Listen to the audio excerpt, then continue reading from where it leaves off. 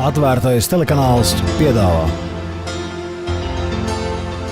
Maģiskais aplis. Pasaulē nav nevienas problēmas, kur varētu atrisināt labprātīgi vienojoties. Vienmēr kāds ir neapmierināts. Bērniem smilškastei ir vajadzīga viena un tā pati lāpstiņa, viņu tēviem viens un tas pats amats darbā. Kad kaimiņi ieslēdz kondicionieri, viņi saņem vēsumu, bet jūs motoru troksni. Ja kāda valsts aizsprostos upi, lai apūdeņot laukus, tad kaimiņu valstī noteikti iestāsies sausums. Einsteins reiz sacīja: nevienu problēmu nevar atrisināt tajā apziņas līmenī, kurā tā tika radīta. Tādēļ izslēdziet gaismu, izklīstiet pa mājām, priekškars. Tomēr uz mirkli pagaidiet.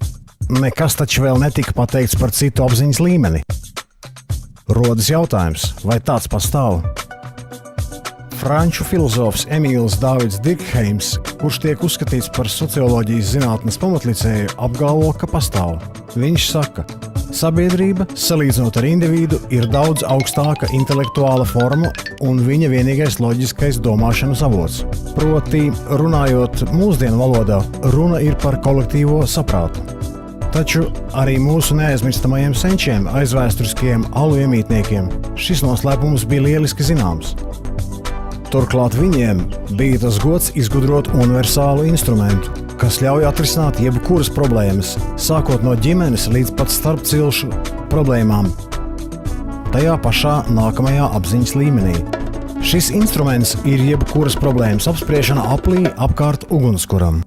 Mēs, viņu izlutinātie pēcteči, esam nomainījuši ugunskuru pret apaļo galdu un nedaudz mainījām noteikumus atbilstoši jaunajam laikmetam.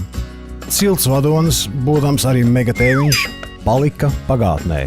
Visi apaļā galda dalībnieki ir vienlīdz svarīgi.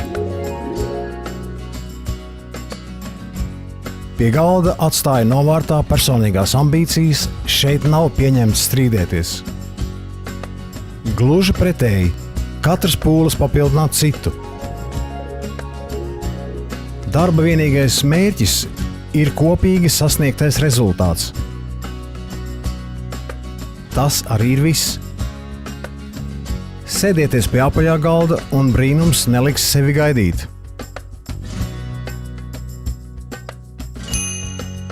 Šādu apspriešanu laikā lielākā dalībnieku daļa novēro vienu un to pašu efektu, viņuprāt, savādu. Cilvēki, kas nekad iepriekš nebija tikušies, piepeži sāk just viens pret otru siltumu un cilvēcisku tuvību.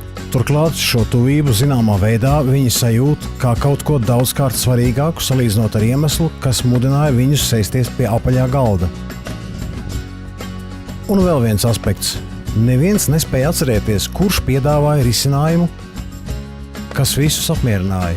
Tas it kā radās pats no sevis. Pazīstamais ekonomists Leonards Rīts šajā saistībā saka, ka neviens cilvēks pasaulē nezina, kā izgatavot zīmuli.